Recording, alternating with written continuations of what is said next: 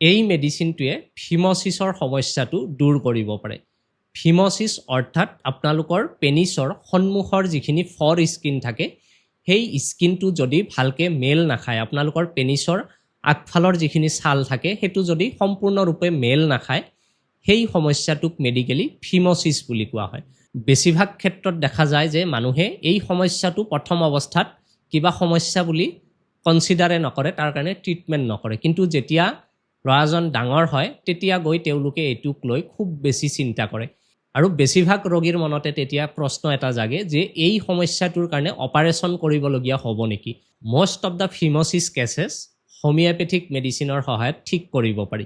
চাওক, ফিম'চিছৰ যেতিয়া হোমিঅ'পেথিক চিকিৎসা কৰা হয় নহয়, তেতিয়া আমি কেইটামান বস্তু কনচিডাৰ কৰা হয় যে ফিম'চিছ হোৱাৰ ফলত আপোনালোকে সেই জাগাখিনি ভালকৈ চাফা কৰিব নোৱাৰাৰ ফলত তাতে কিবা ছেকেণ্ডাৰী আৰু ইনফেকশ্যন আছে নেকি, তাতে অইন কিবা গ্ৰথ হৈছে নেকি, বা তাতে কিবা ইনজুৰিৰ সম্ভাৱনা আছে নেকি, পেচেণ্টজনৰ বয়স কিমান, এই গোটেইখিনি বস্তু বিবেচনা কৰি তাৰপিছত কি কৰা হয়, মেডিচিনৰ ড'জটো নিৰ্ধাৰণ কৰা হয়।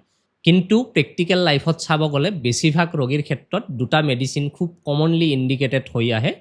তাৰে প্ৰথমটো হৈছে হাইপাৰিকাম 200 আৰু ছেকেণ্ডটো হৈছে আপোনালোকৰ ডালকামাৰা 200। এই মেডিচিন দুটা আপোনালোকে আপোনালোকৰ ওচৰৰ যিজন BHMS ডক্টৰ আছে তেখেতৰ চেম্বাৰত গৈ তেখেতৰ লগত ভালদৰে আলোচনা কৰি তেখেতে বনাই দিয়া ড'জ হিচাপে আপোনালোকে 15 দিনমান ব্যৱহাৰ কৰি চাব। সম্ভৱতঃ জাষ্ট এই দুটা মেডিচিনতে আপোনালোকৰ সমস্যাটো ঠিক হৈ যাব। আপোনালোকৰো যদি ফিম'চিছ আছে আৰু ইয়াৰ কাৰণে অপাৰেশ্যন কৰিম বুলি ভাবিছে, তাৰ আগতে আপোনালোকে এবাৰ হ'লেও হোমিঅ'পেথিক ট্ৰিটমেণ্টৰ হেল্প লৈ চাওক, হয়তো আপোনালোকৰ এই সমস্যাটো অপাৰেশ্যন নকৰাকৈও ঠিক হৈ যাব পাৰে। মোৰ চেম্বাৰ ধুবুৰী জিলাৰ চাপৰ টাউনত। যদি চাপৰ টাউনলৈকে অহাটো আপোনালোকৰ কাৰণে সম্ভৱ হয়, তেনেহ'লে এই স্ক্ৰীনত দিয়া নম্বৰটোত হোৱাটছএপ কৰি আপোনালোকে মোৰ চেম্বাৰটো এইবোৰ সমস্যাৰ চিকিৎসাৰ কাৰণে আহিব পাৰিব।